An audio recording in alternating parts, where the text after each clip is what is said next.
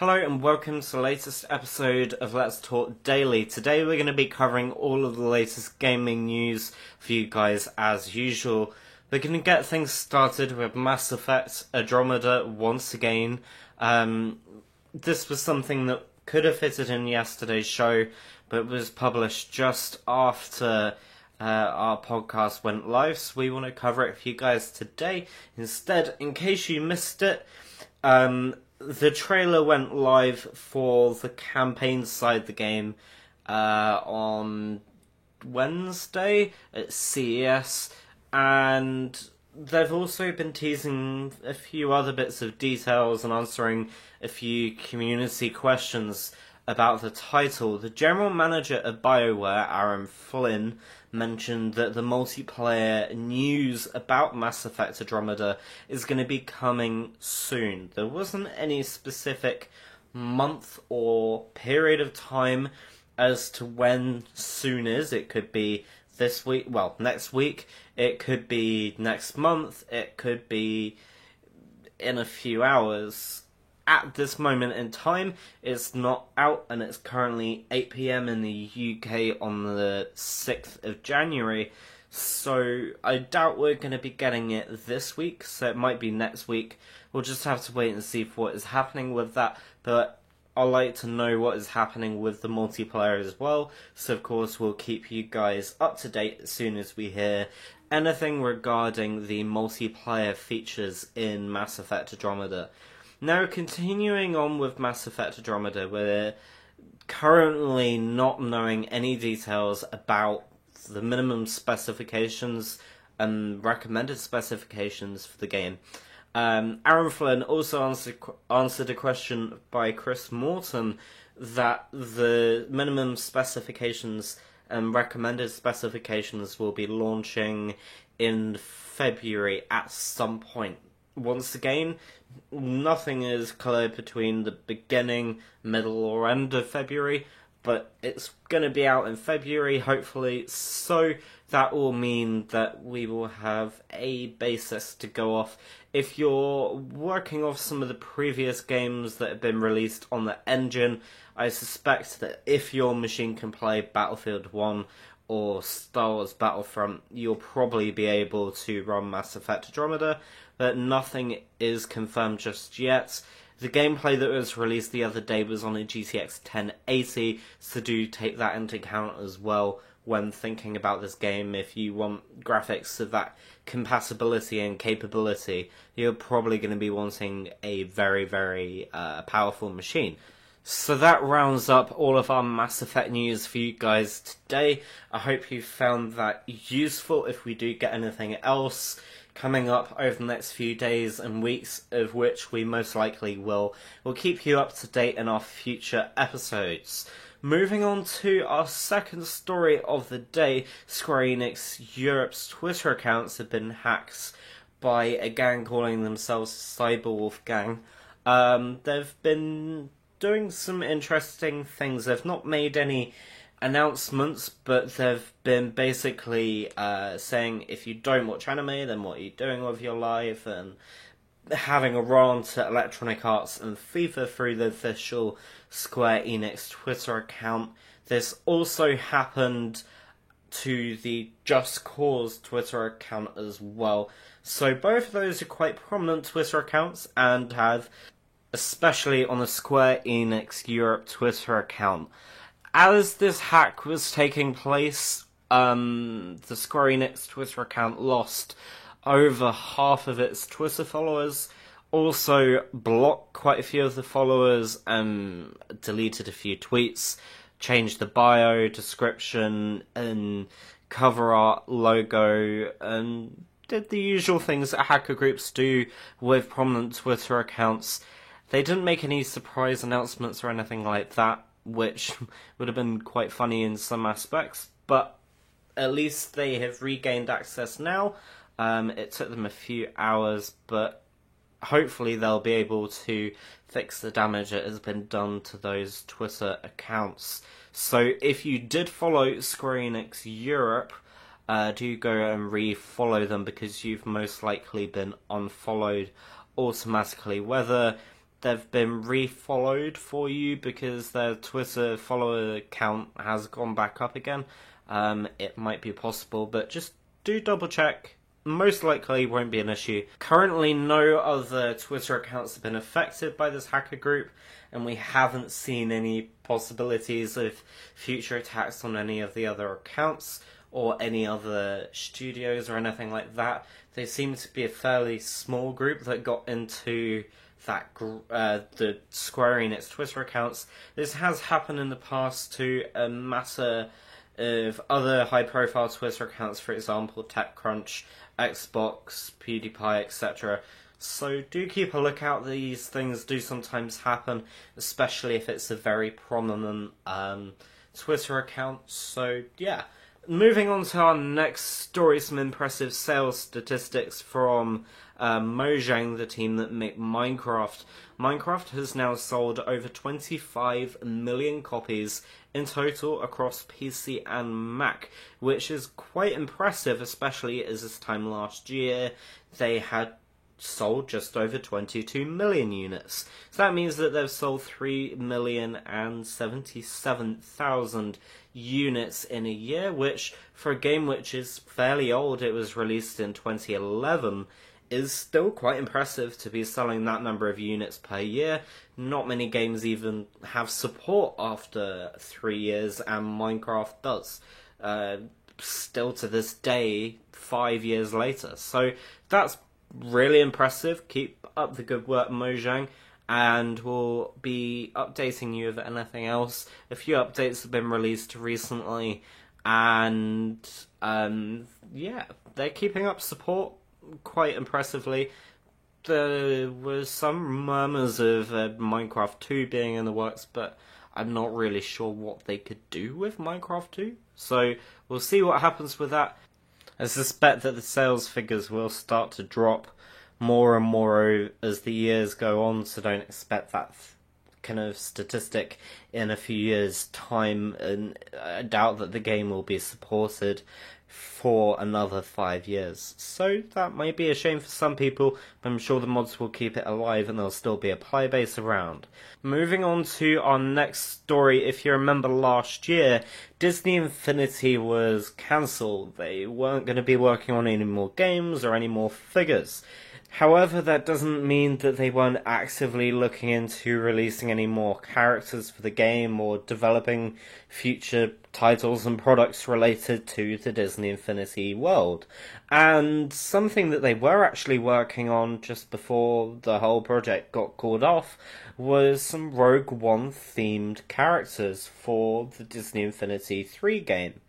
Most of the Rebel crew, from JYN to K2, were being worked on along with a variety of other figures to be added into the game, I suppose, around about the time that the Rogue One film was released. However, in May they cancelled the series, so we never actually saw those figures announced or released officially.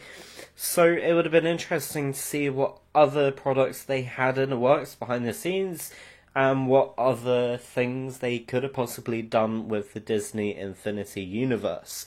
So we'll be moving on to our next story now, which is coming from Nintendo. Nintendo has a new platform coming out over the next few months called the Nintendo Switch. We haven't had much information revealed at all regarding the platform, whether the price or the specifications.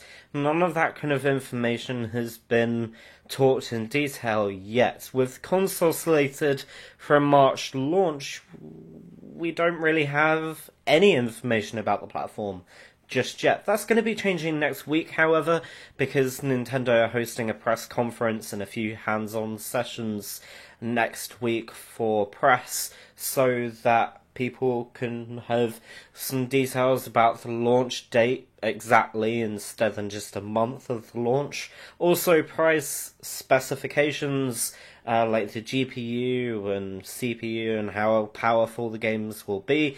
Also, the launch titles. there are quite a few third-party studios and publishers which have announced support for the platform. However, according to a recent leak from a UK retailer called GameSeek, the Nintendo Switch console is slated for a March 17th release for £198.50, which works out around about $245. Now, this could just be a placeholder in preparation for the reveal next week so people can get some of their pre-orders in, or it could actually be a real release date and real listing for the console. If it is, it would be interesting to see what Nintendo are going to do regarding that. Sometimes these things happen and they're just placeholders. It's happened with a few things over the past week, including the Mass Effect release date, which was leaked earlier on in the week. Also, the South Park release date and a few other release dates as well have been put as placeholders on websites, and then a few days later, or a week or two later, a real release date's been revealed and it's been a few days out. So it'll be interesting to see what happens with this. If it is about £198, I'll probably be picking one up. I want to know what games are going to be releasing on the platform, though, at launch, so stay around on the channel for all of the latest news regarding the Nintendo Switch. We'll be covering it in full next week when the games, the specifications, the actual release date, and the prices are all confirmed officially through Nintendo. We're going to be moving on to another story which ties in with the Nintendo Switch. Nintendo has re-registered a trademark for its acclaimed horror title in 2002 called Eternal Darkness. This was submitted to the US Patent and Trademark Office on the 20th of December 2016, which is just 3 weeks away, 3 weeks before the Nintendo Switch full unveil. It says that it's a downloadable electronic game software, so it could possibly be a virtual console re-release, possibly a port. There's no mention of the platform in there, but it is unlikely that it's going to be released on the Wii U or 3DS at this moment in time. We'll just have to wait and see for what happens with that. Sometimes companies do actually register trademarks and not do anything with it, just in case they do use it in the future. Something that has happened recently with a very similar situation was the game called Agents, which Rockstar registered quite a few years ago, announced as a PS3 exclusive. Nothing's happened with that for many, many years, but they could just be protecting the name in case they do something with it in the future.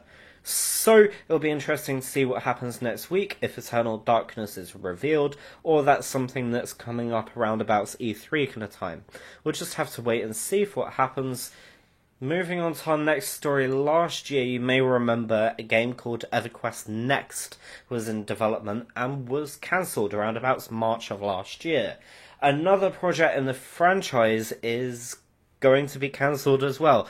Daybreak Games, formerly known as Sony Online Entertainment, announced in a blog post this week that EverQuest Landmark servers will be closing down on the 21st of February 2017. So the blog post basically said that the studio is grateful for the time and energy that has been shared throughout the game. Landmark itself hasn't been available to buy anymore. However, people that own the game can keep on playing. The in-game player studio items have been removed from sale. All other items are marked down to the price of one Daybreak cash, so you don't necessarily have to spend all of your cash right away, as the funds can actually be used in most other Daybreak games that are available on PC. If you do want to check out more details about this cancellation of the servers and closing down if you're affected by this, do check out the link down below in the description, or link to the GameSpot article that we've heard about this story on. It's a shame that another project in the franchise is being shut down on the 21st of February, but that's the way that some games go, and they'll probably be working on some more projects very soon. A game which I've been really interested in, especially over recent months, is Ghost Recon Wildlands. Today Ubisoft has released a brand new trailer.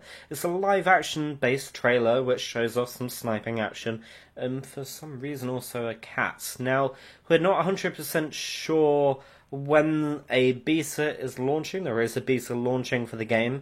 The game actually comes out on the 7th of March 2017, so it's not too far away, so the beta is probably going to be very, very soon to make sure that the servers are up and running properly at launch for this online stealth co-op. Do go and check the trailer out if you get a chance. I think that it's going to be a really interesting game and I can't wait for the launch in March. Moving on to our next story, Funcom, a developer which is working on a title called Conan Exiles, has just released a brand new trailer featuring the game mechanics like building, crafting, and defending and fighting. This open world sandbox game is going to be launching on all platforms this year. The Steam Early Access on January the 31st.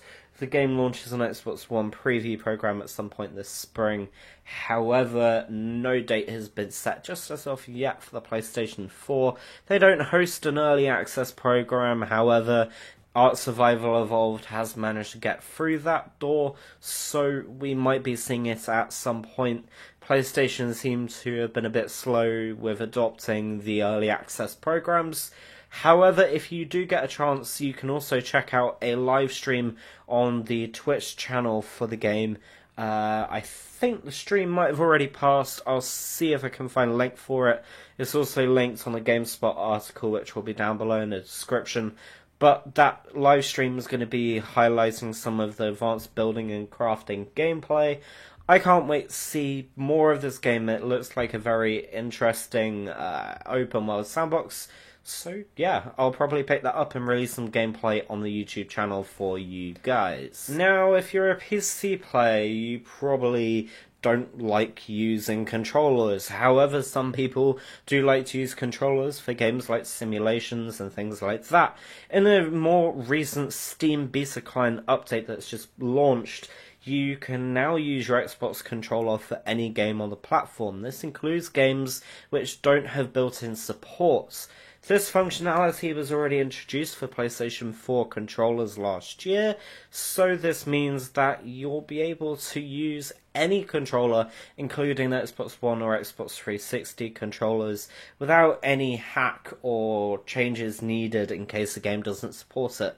So I thought I'd let you guys know. This is in beta though, so you might come across a few issues here or there, but otherwise you should be okay.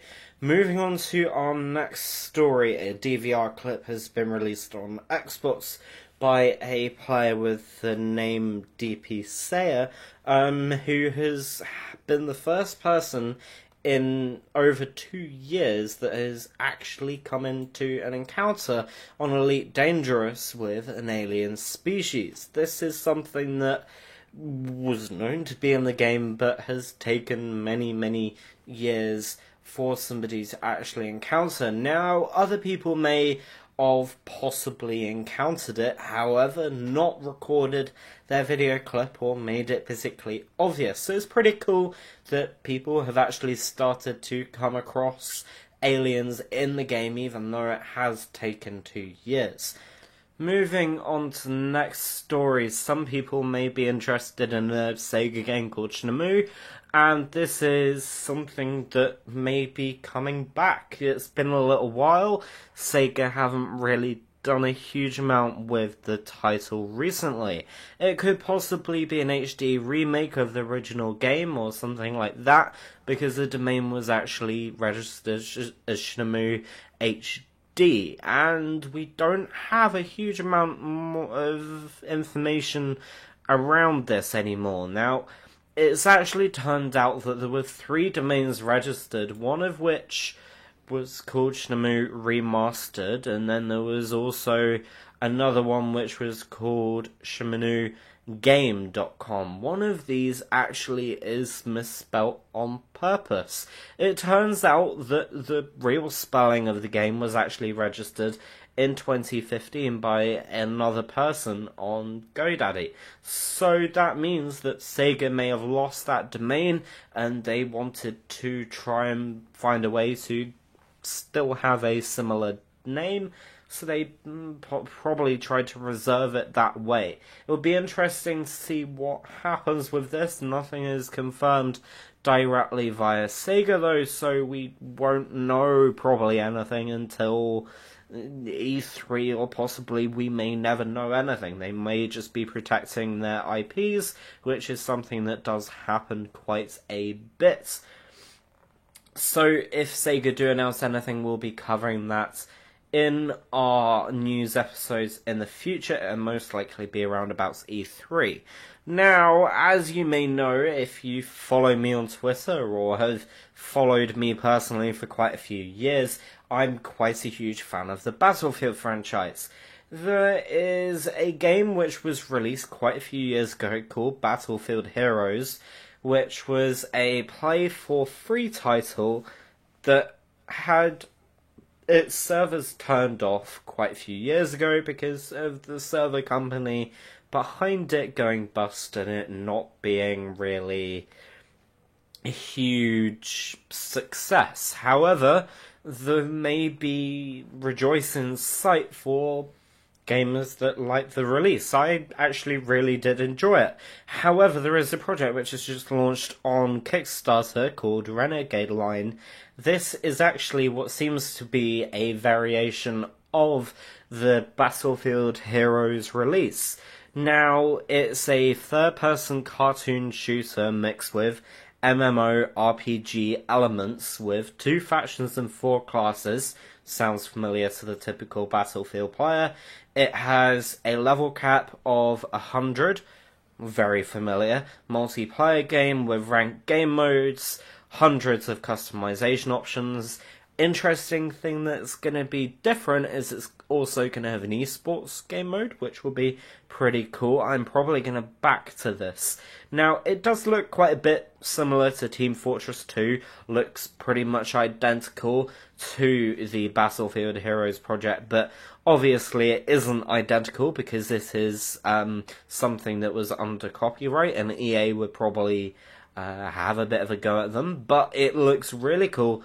I can't wait to see more information about this game.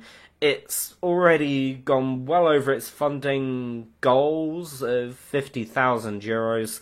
It's currently at €56,000, backs with 1,650 backers. I'll leave a link down below in the description to the Kickstarter project so you can possibly have a look around, see the trailer, and also possibly help fund the game, which would be pretty cool. It's going to be free to play at launch, so the Kickstarter doesn't have any huge goals, doesn't include anything insane. Most of the pledges are under €10, but they do go up to hundreds and thousands of euros per pledge, with the maximum one being 6,500. So that's quite a big project, and the estimated delivery for all of these at the moment is February 2017.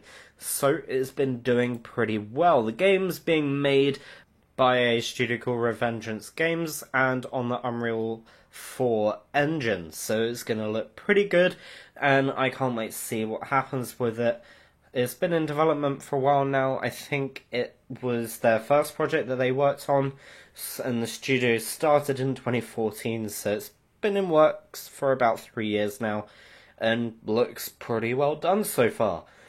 Moving on to another story, a game in development with a studio called Hi-Rez Studios, who you may remember from Smite, has just announced that their Smite Tactics game is going to be entering a closed beta phase.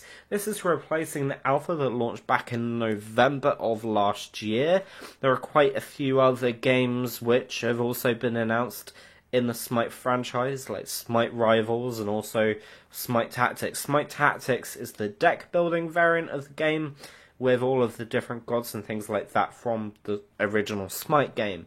So you can go and check that out. It's a closed beta, so you will need to sign up on the website, and you can do that by picking up the Founders Pack on the Smite Tactics website, which will give you 15 card pack, an exclusive player icon, legendary cards featuring Greek goddesses, Enyo, and players of the high-res MOBA Smites will also unlock an extra skin as well. The Founders Pack is currently available at a 25% discount, which takes it to about $15 US.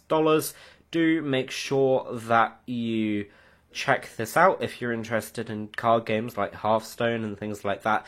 Currently it's only PC and it is optimized for controllers, but there is possibly a console release in the future. Moving on to our final story of the day. Dreamfall Chapters has got a Xbox One and PlayStation 4 release date, alongside with a Final Cut updates for PC. The original story was released on the 2nd of December, saying that the PlayStation 4 and Xbox One versions were going to be released on the 24th of March. Now, Dreamfall Chapters has also been revealed with a enhanced edition with changes to gameplay, art, and animations for the PC and Mac version, which will be released in a free update for the current owners of the game, which is pretty cool. So do check that out if you do have a PC or Mac copy of Dreamfall Chapters, which will be launching on the 24th of March 2017 for Xbox One and PlayStation 4 gamers. I'll probably be looking into it. It looks fairly interesting. And yeah, that's the end of today's Let's Talk episode. We're probably going to be having a week in review episode coming out soon, hopefully over the weekend period. But if you do miss any of the articles that we've covered and want to find out any more information about them, do check out the links, which will be featured down below in the description. We also have some really good deals on Games Planet, so I'll link one of our deals of the day, which will be in the description for you guys as well over at the Games Planet website. If you do want to support us, you can. This isn't compulsory, but if you do want to support us on Patreon, that would be greatly appreciated. It's something that really helps us improve our equipment and improve the way that we create the site's content overall. Talking of the website, we have just relaunched with another design, and this is to match the changes that we have made with the show over the past week or so, with the relaunch turning into a audio-based news outlet. So if you do want to check out the new design, do let us know what your thoughts are. I hope you enjoyed the intro, which we played at the beginning as well. That was made by House Test. I'll also link him down below in the description. He's one of our community members that we really like to highlight on our site, so do check him out as well on Twitter.